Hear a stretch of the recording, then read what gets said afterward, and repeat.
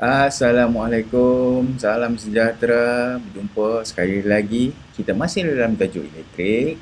Tajuk kecil hari ini adalah sambungan data. Kalau semua dah bersedia, jom kita masuk kelas.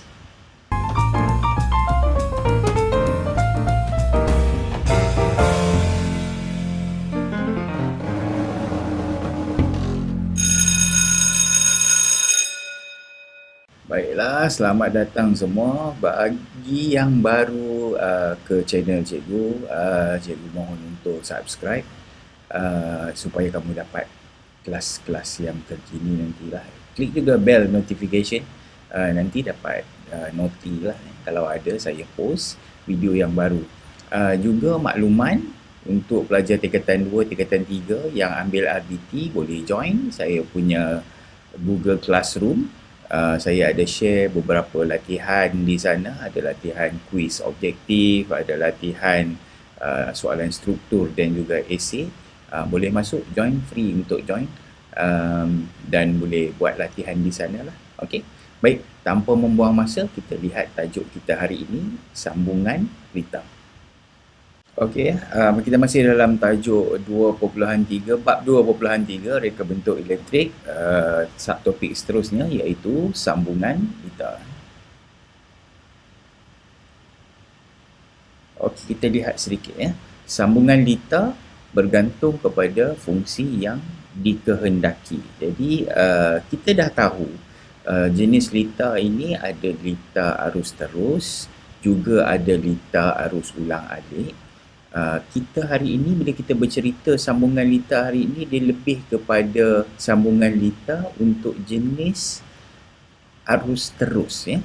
Jadi kita nak lihat, kalau kamu tengok pada buku teks kita muka surat 66, okay? Buku teks kita muka surat 66, tajuk kecil sambungan rita. Dia bagi di sini ada 3 sahaja, iaitu rita tertutup, rita terbuka dan juga rita pintas. Ini 3 yang utama kita nak tahu, rita tertutup, rita terbuka dan juga rita pintas. Kemudian nanti baru kita tengok sedikit info ekstra. Info ekstra kalau kamu lihat di tepi ni, dia juga ada bagi tahu beberapa jenis sambungan lain. Dia bagi tahu yang pertama, litar salah kekutupan. Kemudian ada litar arus bocor. Kalau kamu lihat lagi pada tips keselamatan di bawah ni, juga dia ada bagi tahu litar bypass juga. Jadi total nampak macam ada 6 kan. Tetapi yang utama kita perlu tahu adalah litar tertutup, litar buka dan juga litar pintas. Apa itu litar tutup, apa itu litar buka dan apa itu litar pintas. Baik, hari ini saya tunjukkan kamu dia punya contoh supaya kamu dapat gambaran lah sedikit. Dia asas tetapi dia agak penting untuk kita set pemahaman kita tu ya. Lagi tengok contoh kita faham apa yang saya bagi tahu ni. Baik, kita teruskan. Okey, kita lihat ya. Saya share skrin sekarang ini. Ada satu simulasi di sini. Ini adalah satu simulasi bagaimana kendalian litar ringkas ya. Okey, kita ada satu litar di sini, litar bergambar. Kita lihat dulu komponennya. Saya ada bateri, disambungkan dengan satu wire kepada Swiss, disambungkan lagi dengan wire, sambung dengan mentol.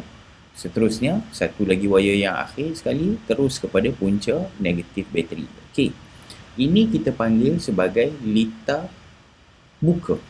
Ya, litar buka. Kamu perhatikan ya, litar buka bermaksud mentol tak menyala. Kerana apa mentol tak menyala? Sebab arus elektrik itu tak dapat bergerak sampai ke mentol. Kita lihat, arus elektrik dia mesti bergerak dari positif, bergerak masuk dalam Swiss. Sampai sini Swiss ini terbuka, nampak? Sebab tu dia panggil litar buka. Jadi bila Swiss tak bersambung ataupun Swiss buka, tenaga elektrik tak dapat mengalir sampai ke mentol, mentol tak menyala. Okey, sebaliknya kalau saya tutupkan bahagian litar ni, ini pula kita panggil sebagai litar tertutup. Bila litar tertutup, Arus elektrik dapat bergerak dari positif, bergerak sampai ke mentol, keluar dari mentol, bergerak lagi sampai ke tamatan punca negatif bateri. So, litar kita lengkap, mentol pun menyala. Litar buka, mentol tak menyala. Litar tertutup, mentol menyala. Okey, lagi sekali. Litar buka, mentol tak menyala. Litar tertutup, mentol menyala. Alright. Dia agak confused sikit kan? Sebab secara ayat harian kita akan cakap, tolong buka lampu. Buka lampu. Jadi nampak tak? Bila kita kata buka lampu, kita tekan switch on, lampu menyala. Jadi ramai pelajar confused. Dia ingat buka itu mentol menyala. Sedangkan secara teorinya dia begini. Buka, litar tak lengkap, mentol padam. Litar tutup, litar lengkap, mentol menyala. So, kita nak ubah sedikit kebiasaan yang kita cakap harian tu kan. Tolong buka lampu. Buka lampu, lampu on. Tapi sebenarnya tidak. Buka itu bukan lampu, buka itu switch. Switch buka, mentol padam. Litar tertutup, mentol menyala. So, litar buka, litar tertutup. Ini dua jenis sambungan. Kita panggil sambungan litar ya. Buka dan tertutup. So, lepas ini jangan confuse lagi lah ya. Sebab apa penting? Sebab soalan. Nanti soalan dia akan sebutlah kalau soalan kata litar buka. Kita tahulah litar buka itu maksud dia litar tu sekarang sedang off. Dia tak bersambung. Ini litar buka. Kalau dia kata litar tertutup, okey, maksud dia sambungan dia lengkap dan mentol akan menyala. Okey, dia hanya nak elakkan kekeliruan sahajalah. Okey, baik, jelas For the last time. Litar buka, litar tutup. Litar buka, litar tutup. Alamak, lupa nak share. Tak syok lah saya main seorang-seorang kan. Jadi, kawan-kawan yang nak try simulasi saya ini, boleh try dekat sini. Okey, pada browser kamu, type sahaja gg.gg simulasi _litar_80. Okey, kamu akan dapat paparan sama macam saya. Kamu boleh bina litar-litar ringkas. Untuk tajuk lepas ni pun kita akan main-main lagi dengan simulasi ini. Tajuk seterusnya nanti kita nak lihat litar siri, litar selari. Tetap kita akan guna simulasi yang sama. So, kamu boleh buka sendiri. Masing-masing boleh buka. gg.gg simulasi _litar_80. Kamu akan dapat paparan yang sama macam saya ni. Ya. So, kamu boleh test lah kan. Litar buka. Nampak ni bahasa Inggeris ni. The switch is open. Okay. The switch is closed. Okay. Litar tertutup. Litar buka. Litar buka tak menyala. Litar tertutup menyala. Okey, baik. Kita lihat yang terakhir sekali, iaitu satu lagi, litar pintas. Okey, kita dah tengok litar tertutup, kita dah tengok litar terbuka. Sekarang kita nak lihat yang terakhir, iaitu litar pintas. Alright. Litar pintas ya. Okey, litar pintas. Saya off dulu ni ya. Sekarang dalam keadaan litar terbuka. Litar pintas bermaksud sebelum tenaga elektrik kita ni pada beban ni, dia ada satu short lah. Litar pintas ni bahasa Inggeris short circuit. Ibarat dia begini. Saya ambil satu wire. Kamu pun boleh test sama macam saya. Ambil satu wire, dia drag and drop. Dia drag and drop sini. Drag wire ni di sini. Okey. Wire ini katakanlah saya sambung dia dekat sini satu dan saya pintaskan dia terus pergi di sini. Kita lihat apa yang berlaku kepada perjalanan arus elektrik. Kita lihat Ready? 1, 2, 3. On. Nampak tu? Tenaga arus elektrik tadi dari positif dia bergerak pergi switch sampai di sini. Dia gunakan laluan yang kita pintas tadi. Dia tak ikut jauh sebab ini adalah sifat arus elektrik. Dia akan guna laluan yang paling dekat. Dia lalu di sini, kemudian terus balik kepada negatif. Ibarat litar kita ini tak ada beban langsung. Apabila litar kita tiada beban, dia pintas di sini, balik kepada punca negatif, dia akan menyebabkan bateri kita akan taklah terbakar kan macam dalam gambar ni, tetapi bateri kita akan rosak lah.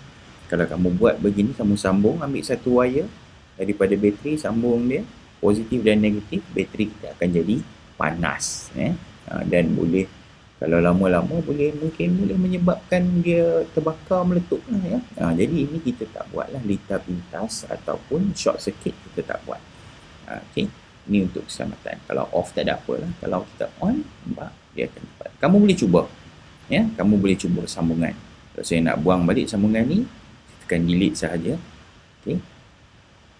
Ini kita punya litar tertutup, litar buka, satu lagi litar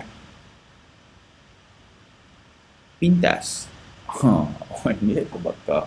So, kamu boleh cuba 3 itu supaya kamu mahir apa maksud litar tertutup, apa maksud litar terbuka dan juga apa maksud litar pintas. Boleh test-test menggunakan simulasi ni lah. Lagi sekali, bagi yang tak dapat URL dan simulasi ni ya, gg.gg simulasi litar AT. Tak payah install apa-apa pun, buka pada browser kamu sahaja ya. Ni alamat atas ni, typekan ini, akan keluar begini. Okey. Baiklah. Okey, suka untuk saya tunjuk buku teks sikit lah pada kamu ya. Buku teks kita, muka surat 66 lah tajuk kita hari ni, muka surat 66. Kalau kamu lihat di bawah tajuk kecil sambungan litar, dia senaraikan kepada kita 3 jenis sahaja yang utama yang kita perlu tahu, iaitu litar tertutup, litar buka dan juga litar pintas. Walau bagaimanapun, pada buku teks kita ini, dia senaraikan juga info ekstra. Dia senaraikan juga info ekstra. Pada bahagian info ekstra ni, ada lagi 2 jenis sambungan dia bagi tahu kita. Yang pertama iaitu litar salah kekutuban. Okey. Maksud dia, litar kita tadi kan ada positif dan negatif, dia salah, terbalik positif dan negatif dia. Jadi, kalau untuk mentol, dia tunjuk dia terbalik. Sekejap, saya delete ni dulu. Okey, ni kita punya bateri tadi. Okay, bateri kita ni.